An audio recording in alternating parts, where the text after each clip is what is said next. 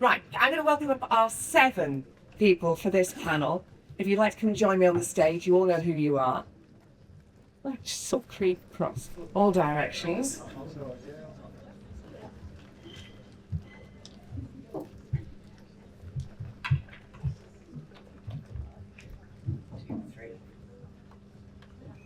Wonderful. Which means I'm going to give you the first microphone. Will you introduce yourself? We're talking about frontline experiences, so explain in your introduction why you have frontline experience. Right, so I'm Alicia Lawrence and I work for Go Ahead Group. I'm an apprentice mentor recruiter for the South. So my foot into the industry was, I started as an engineer fixing buses at Camberwell Bus Garage, where I then went on to join the quality auditing team, where I was doing vehicle inspections and making sure they were safe to go on the road. And I'm now an apprentice mentor recruiter, where I mentor and look after the up-and-coming engineers and hopefully make them great engineers. Brilliant. Hi, I'm Louisa Juniper. I'm the coach station manager for National Express and I look after London Victoria and our Golders Green coach station operations.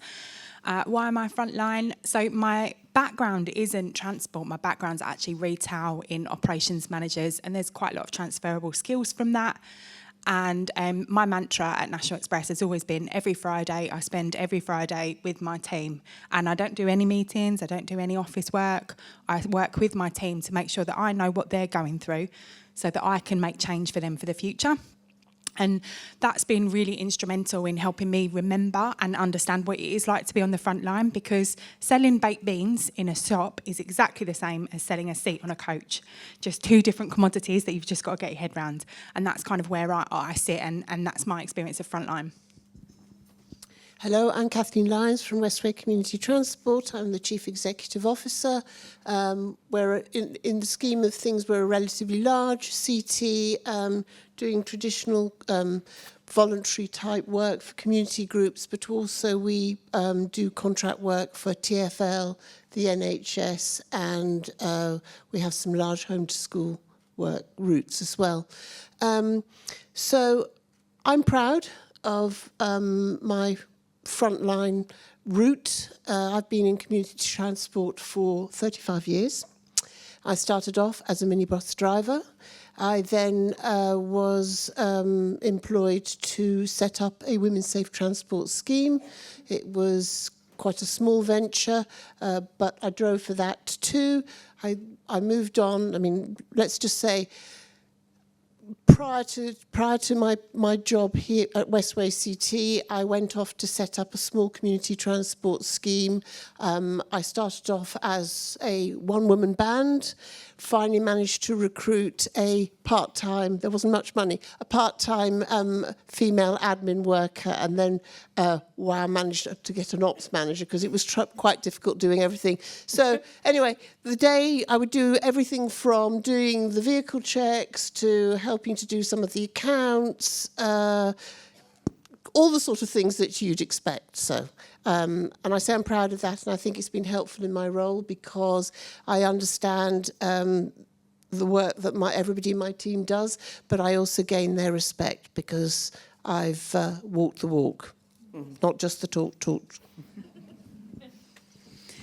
Hello everybody, I'm Bobby Enright and I am part of the Zero Emission Bus Development team at TfL and also London Region Co-Chair, but I was until very recently an operator working in the Safety and Sustainability team, and that involved a lot of hands-on being there to see everything, to work with everybody day to day, but also particularly at night a lot. That's probably a lot of my memories of that job is just being on the ground at night with there not being many people around and being the face to kind of try and be visible to people and see what everybody's doing, because you need to be their voice on the day-to-day.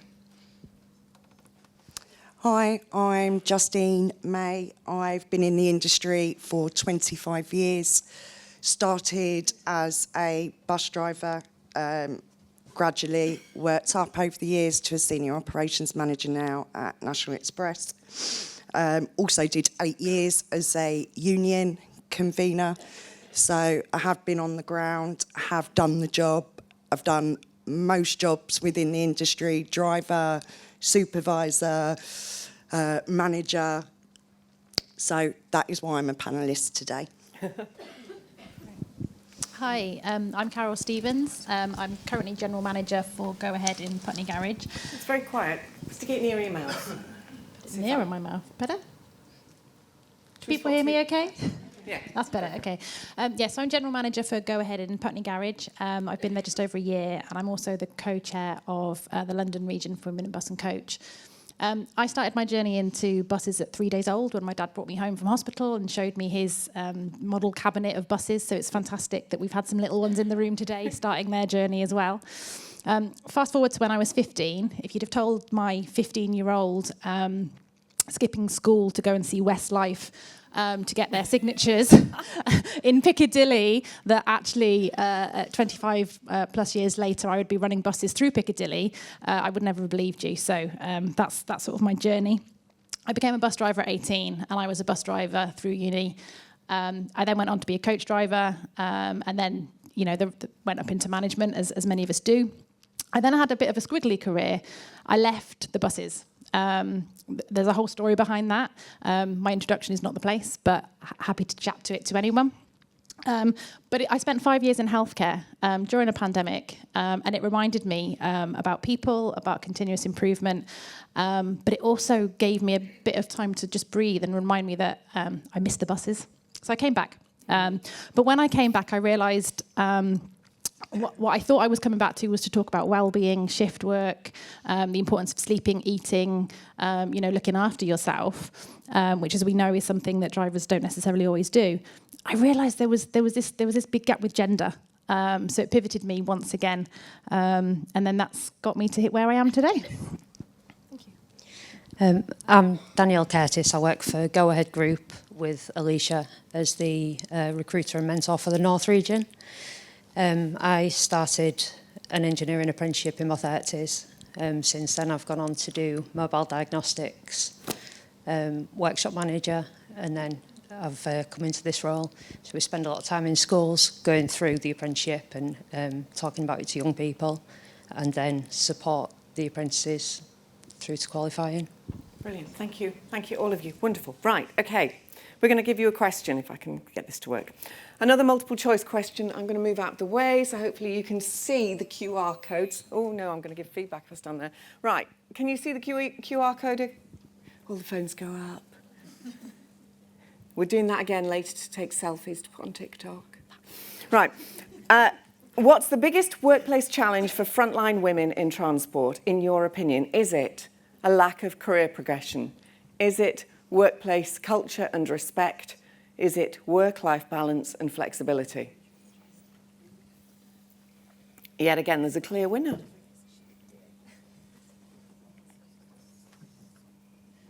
There's still a few phones stuck up in the air. 63% on 61, work-life balance and flexibility, workplace culture in a second position. Lack of career progression right down at the bottom.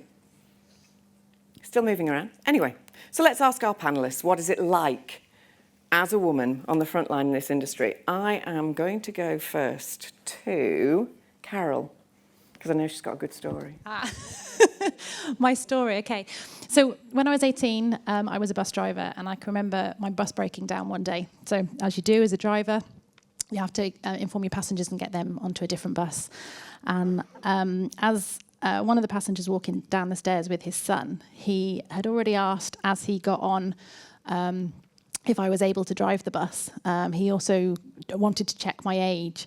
And when he got off the bus, he told his daughter that the reason the bus had broken down is because it was a female driver. I actually sniped back at him. I couldn't help myself and told him that I'm not sure that how a cam bout slipping had anything to do with my gender. But, he that's what he told his son. And I think that that's what women drivers are up against, is actually a kind of a wider cultural bias towards women and what they're capable of. And that started quite young for me. And was that a unique experience, or was that just one of... It was one of many. Yeah, lots and lots of... And I think that's... Someone earlier on said about the experiences that they'd had throughout their career just kind of chipping away at them. And I will be honest, one of the reasons why I stepped away from buses is because I think it got me to the point where I just didn't have that energy and I just didn't have that drive. At the time, I didn't know why. I didn't understand what it was, but I thought, you know what, a change of direction is just as good for anyone.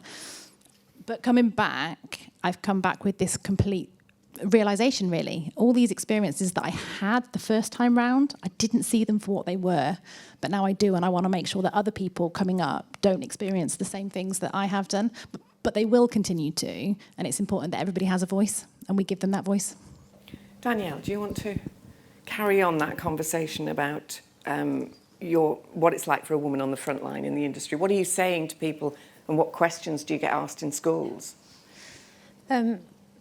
I think when you work in engineering and you're a female, especially if you're the only female within a depot, you've got to be like more than. You're looked at a lot and you have to be better than everybody else. I found quite a lot that if a depot has had a female engineer previously and there's been an issue, it's all female engineers. It's not just an issue with that one person. So I think the position that we're in now, it gives the apprentices someone to stand with them and to not accept this sort of behaviour. It's, I think, what I wished I had when I first came into it. Yeah, do you want to carry on the conversation?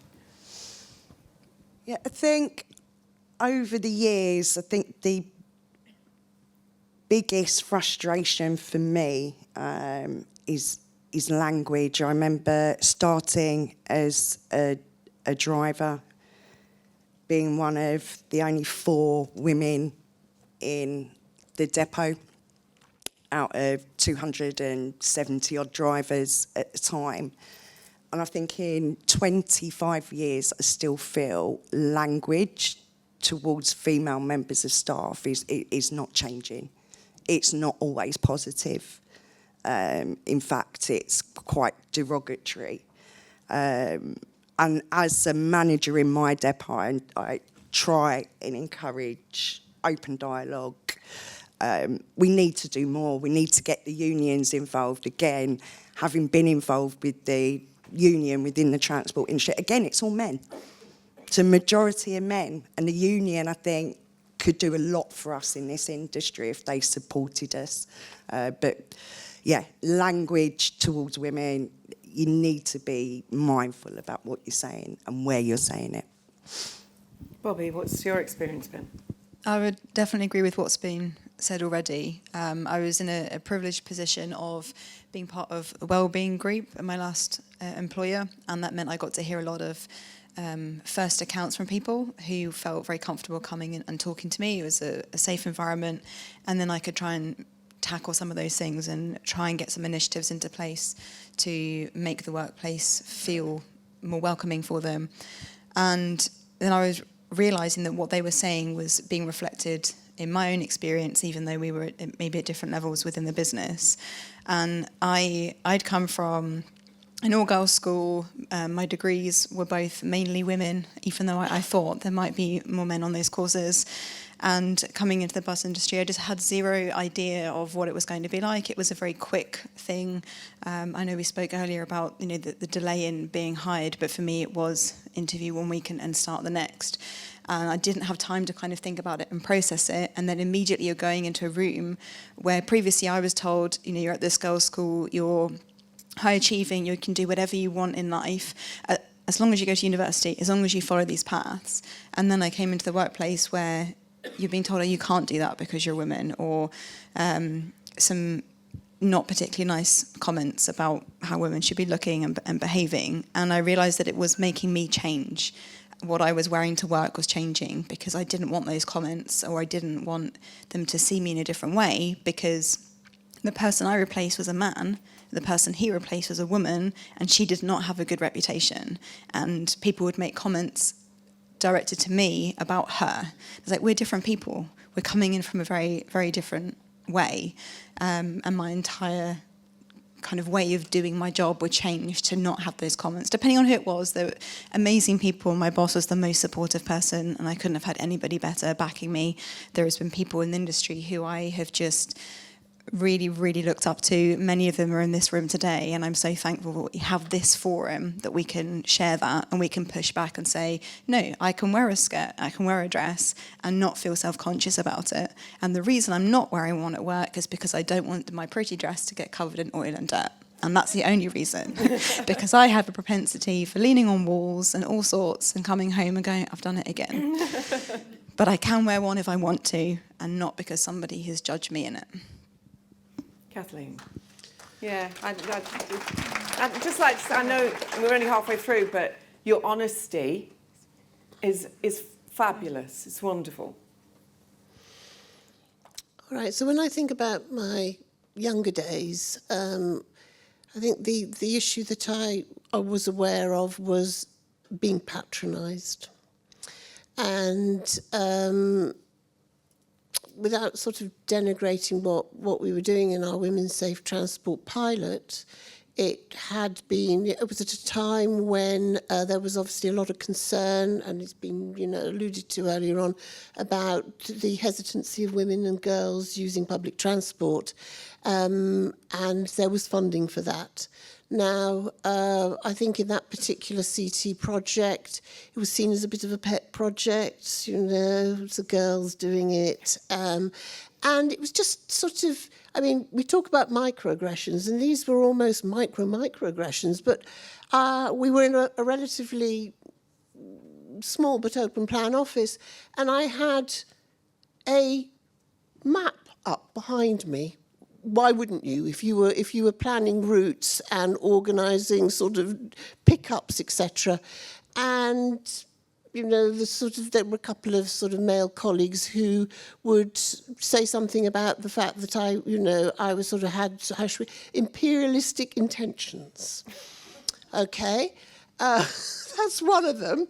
When I moved on to, because actually from that particular project I went to work for the CTA for a while, and the London CTA office used to be above where I was working then, at which point I'd actually been asked to troubleshoot and sort out the mess there was in another part of the organisation.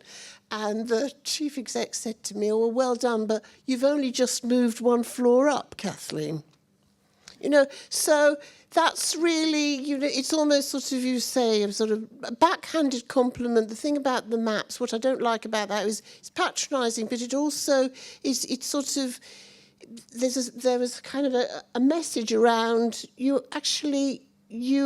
being a little bit uppity, perhaps, that ambition for a woman is not necessarily a good thing. And then the final point I make is picking up on what's been said here. When I went up to set up this scheme, it was in Barnet, in fact. It was actually in the council depot with all the refuse trucks. And do you know what I found? Maybe it was perhaps because they saw me getting stuck in, but I actually never had any problems from the drivers, the refuse drivers, or the mechanics. Again, it was the senior males. And when I would attend meetings there, again, there were remarks about, what I was wearing and so forth. Not necessarily, but, just the fact that it was commented on. Yeah, that's what I would say. Just listening to all of those stories, I've got so many running through my mind, and actually I didn't think I was going to have an answer when I first kind of heard the question before we came in. I suppose my first experience of it, so I come from a retail background, and there isn't as much gender bias in that industry as there is here, and what I have seen throughout my kind of 6 years at National Express. And so I go back to the business that I was working for. It went into administration, and I found myself on this call with this random recruiter who was a guy, and he says, "How do you feel about managing a load of guys?" And I kind of said back to him, but that shouldn't even be a question that you're giving me. Like, why is that relevant? And I can be a bit bolshy when I need to be, and a bit kind of, I don't know if I want to pursue this. And he was like, I'm just checking that you'd be okay with managing men.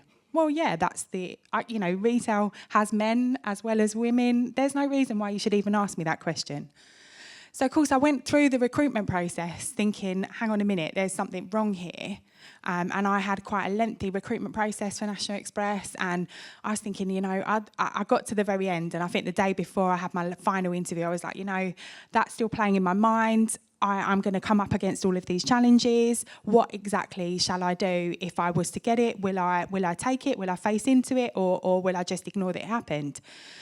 And so went through the recruitment process, interview went really well, and I was actually standing out on the tram line. So for anyone that knows National Express, we're obviously based here in Digbeth, and I was standing outside on the tram line waiting to go on my train back to London, and I get the call from the same recruiter who initially opened the conversation with me. And he was like, oh, congratulations, you're going to go and get to work with all those guys.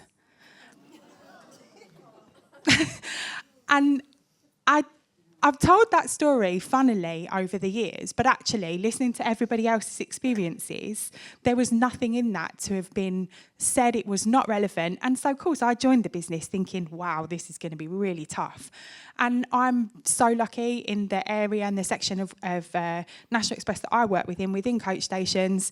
We are, you know, we don't have as much gender bias as there is outside in other areas. And, you know, I don't manage directly drivers, I manage customer service advisors.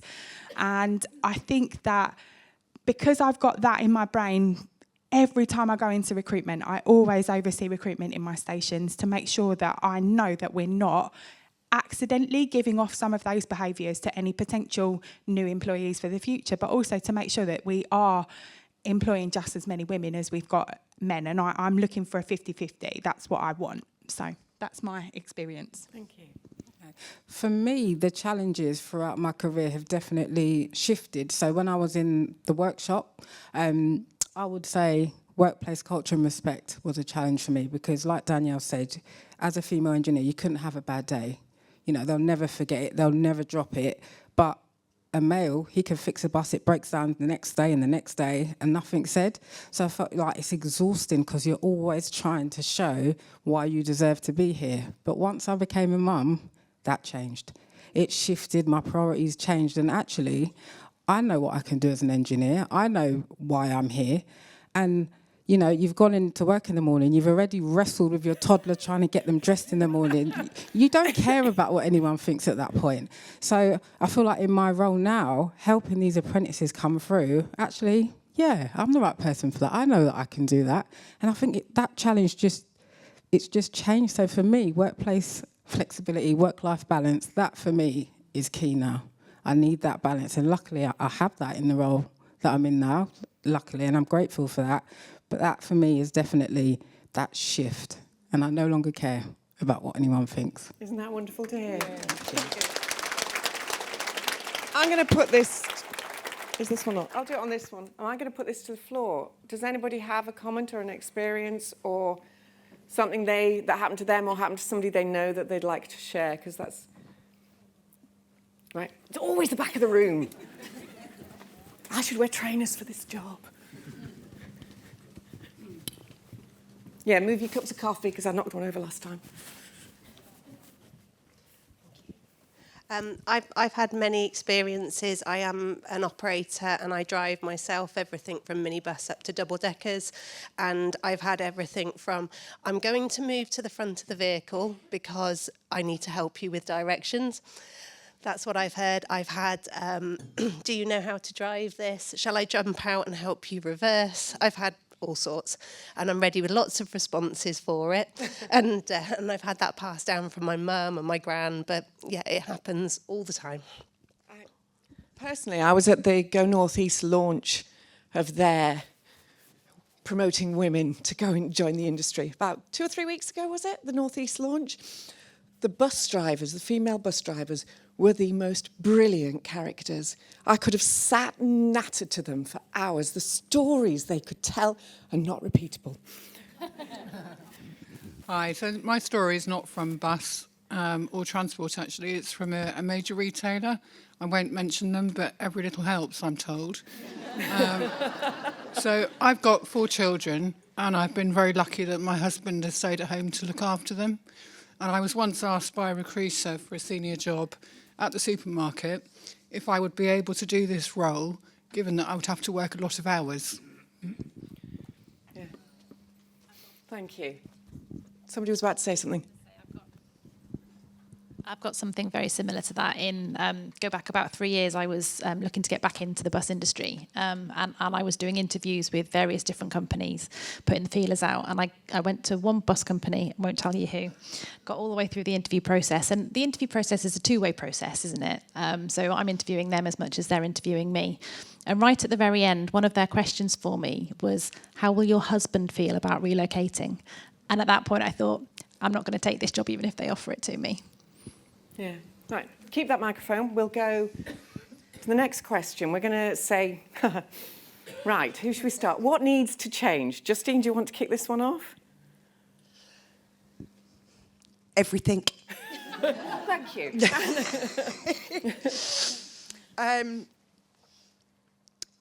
I think, we look at recruitment, what are, this conversation did happen earlier, but what are we as operators actually doing for those single mums or fathers, those that haven't got a support system? I was lucky, I was a single mum, but I had a mum that was on call 24/7, so I could do my shifts. I also worked at Metroline at the time, and I am going to call them out because they were brilliant in terms of the flexibility that they gave me when I really needed it. But we need to look at what we're doing. When we're planning these schedules, when we're looking at bus routes, we need to be looking at how we can accommodate that single mum with 3 kids, and where can she fit into that picture in my depot, any depot. That's... Alicia, do you want to go next? Yeah.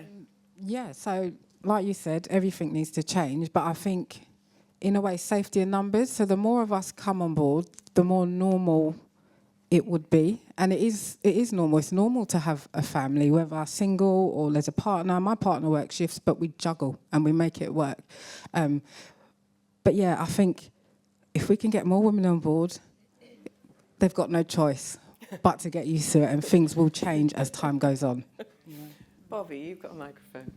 I would say attitude, because instead of seeing everything as a negative and constantly saying, oh, this is a problem we're going to have to overcome, why can't we change the narrative and see it as an opportunity to look at things in a different way, to bring different people into different areas? And okay, someone has to sit down and do some maths to figure out how we can get parents to work different hours that works better for us, but it will support our business because we know we've got people who want to be there. And we can get people working a mix of different hours to cover everything we need covered, and we'll be collaborative, and that surely is a positive thing. So that would be my response to that.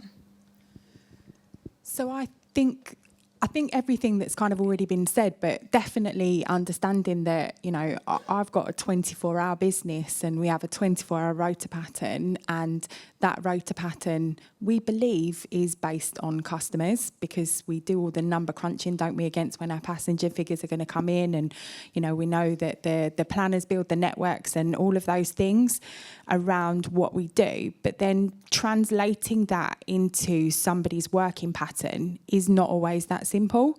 And I know that from my perspective, it's something that I'm definitely working on this year and into next year, trying to make things a little bit more flexible and a bit more friendly.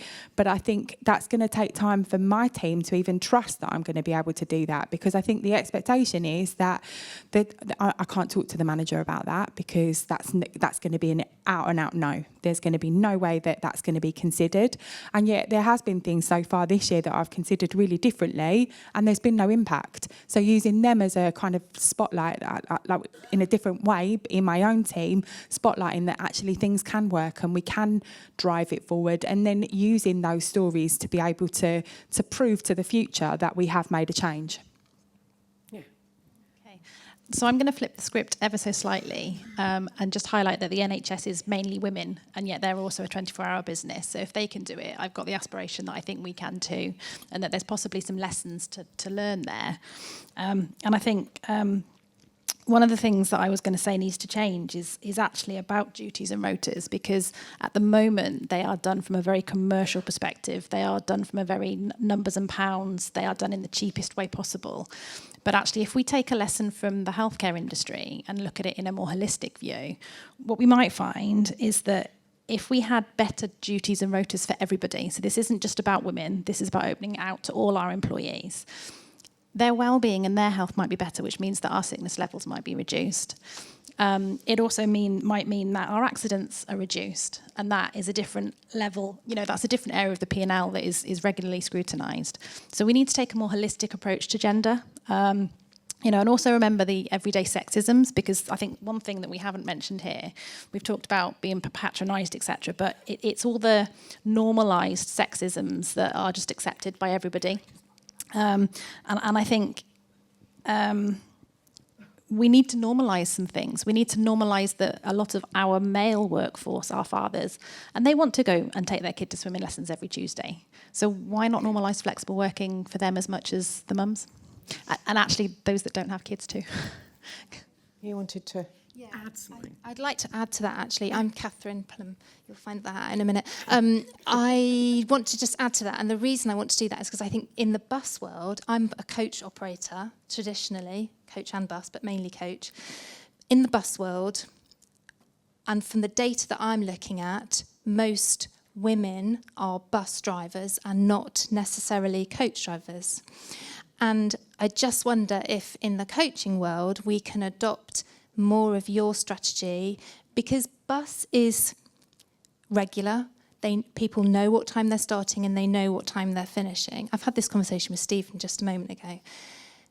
In the coaching world, we can't predict what time the client wants to be picked up to go to the airport, or what time the school is going to Normandy. We have to be really, really flexible, and that can change literally day to day. So can we say, is that what's stopping women being coach drivers? Because they tend to go for bus roles. So can we learn lessons from you on the coaching side to say, actually this week, I can't tell you the hours that you're going to work, but this week or for the next 6 weeks, I need you Sunday, Monday, Tuesday, Wednesday, or I need you Sunday, Monday, Tuesday. But I don't know what hours they are, because at least then we can plan childcare, parental care, family commitments. The example you just used about having a particular thing on a particular day because I want to do the school run or I want to do the swimming run. And I think that's a really important point that we need to learn in the coaching sector.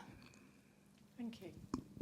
Right, do you want to comment back? I just wanted to make one comment back, which is that we're spending a lot of time talking about women of a particular age, which is childbearing age. And out of curiosity, does anybody know what the average first-time mum age is in the UK at the moment? 30 plus, over 30. Yeah, it's over 30. So actually what we're doing is we're missing out on all the young women that are at the start of their careers, that actually by the time they become a mum might not be in that front driver line role if we've done the right thing, which is encourage them, promote them, give them the opportunities to progress. I was a coach driver when I was 21, so I was a bus driver at 18 and then a coach driver at 21. So at that point, I had no commitment. I had no mortgage, no family, no anything. I could have gone on tour, but I was never put on tour. And I can remember the first time I went through London with a coach, I had to fight for that job. And I had to fight for that job because they didn't think I could do it. And then the day that they finally sent me through London, they sent me one of 4. And I knew that the 3 men that I went with were wrapping me up in cotton wool. So there was one in front of me, I was the second one, and there was 2 behind me, just in case anything happened. And I remember we got down to the embankment, the one in front of me, we were trying to go to Greenwich. For those of you who know London, and we'd come from Oxford. We got down to the embankment, and the bus in front actually went straight on. And I'm thinking, we shouldn't be going straight on. We should be going over the river at this point. So I had this split-second decision. I was either going to follow or I was going to just get myself there with my passengers because that was my job as a coach driver. Anyway, I got there first. The following two coaches followed the leader up front. So, the one that they thought they were looking after was actually the one that got the passengers there first. So I think, absolutely agree with you. There's more we can do, but let's not forget the young women as well who don't yet have those commitments. But we can make it glamorous. It's not glamorous. They can't TikTok this out. Yeah, they can. Yeah, they can. Whilst driving. There's other ways, trust me, there's other ways. Kathleen. Right. So I agree with you. What do you pick on? So I'm going to take a slightly more generalist view, and especially when it comes to workplace respect, culture and respect, and flexible work-life balance and flexible working. I think that it's everybody's business. I agree that there is, in a sense, safety in numbers, but leadership has to set the tone, okay? And that means not just your senior managers, but it's the board. And of course, the more of us that progress, the more we can influence the culture and normalising, the more that we can actually encourage younger women to come forward and do that too. I think that's really... it starts small, certainly in my workplace. It was just... language is absolutely key, whether it's in recruitment, whether it's around, you know, as you say, subtle sexism, patronisation, etc., or actually the risk of offending somebody. And I remember you just start small, not saying we're not going to man the desks, we staff them. We don't have, you know, we have a main key, we don't have a master key. Started years ago, but we build from that. And I know it was sometimes they sort of look at me and think, oh, she's a bit for kind of, you know, feminist, fiery stuff. But then it builds onto other things, like you can't say, who's that bird in the yard? But you know, it can be done, and I think there are techniques for this, you know, non-violent communication. We can do it in a certain way where, no, but it's a technique where actually, you know, you focus on the behaviour rather than the individual, and gradually you change things that way, and then other people will pick up on it too. The other thing is hopefully, if we do this, we also build our confidence. We build our own individual confidence to go for something, to challenge it, to ask for flexible working, but we also, you know, do this collectively. And I think that we can do that within our organisations and what we're doing here in this room today. And certainly it's been incredibly valuable to me to be, you know, involved in Women in Bus and Coach. Thank you. Danielle, you're going to get the closing line. I think there's quite a lot of things that need to change, from small things like having the right size gloves for female engineers. If they walk into a depot and they've got facilities and they've got heavy duty hand wash, it makes them feel like they're welcome there and not like they need to go and start saying, I need this, I need this. I'm really looking forward to some of our female apprentices stepping into more senior roles. I'm looking forward to watching them develop through the company. This year we took 36 and we had 20% that were females, didn't we? And we challenge anything negative that's said to them. So I feel like we've now got a whole year's worth of apprentices where they won't make those comments because they know that it's not acceptable and that we won't stand for it and nobody else will. And gradually that's going to build. Thank you very much. We could have gone on and on and on, couldn't we? But I'm going to have to move on. Thank you, all of you. Thank you. That has been absolutely brilliant.